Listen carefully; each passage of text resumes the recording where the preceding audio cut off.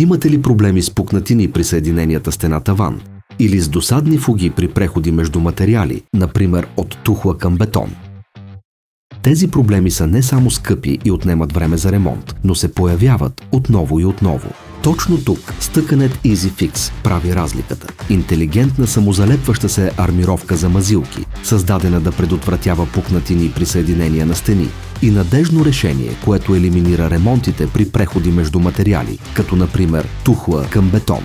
EasyFix One – хоризонталната лента за разединяване за съединения стена-таван. EasyFix 2 – решение във всички посоки за преходи между различни основи, от тухла към бетон, стена към стена, хоризонтално или вертикално. EasyFix 2 се справя с всичко. И двата продукта използват доказана технология, наречена разединяване.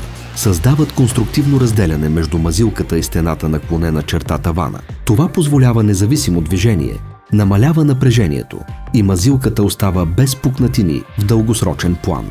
Стуканет EasyFix – бързо, надежно и икономично. Начин на полагане. За EasyFix One 1. Подгответе повърхността чиста, суха и стабилна. 2. Отрежете лентата с необходимата дължина, свалете защитното фолио и я залепете здраво върху съединението.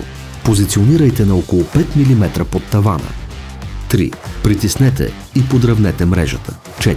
Нанесете мазилката директно. Мрежата се интегрира безпроблемно. Не е необходимо допълнително запечатване на мрежата. За EasyFix 2 подгответе повърхността чиста, суха и стабилна.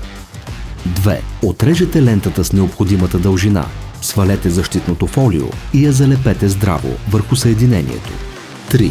Притиснете и подравнете мрежата. 4. Нанесете мазилката директно. Мрежата се интегрира безпроблемно. Резултатът – гладка, професионална мазилка без пукнатини. Идеално за ново строителство или реновации. Стуканет EasyFix. По-умно, по-бързо, по-дълготрайно.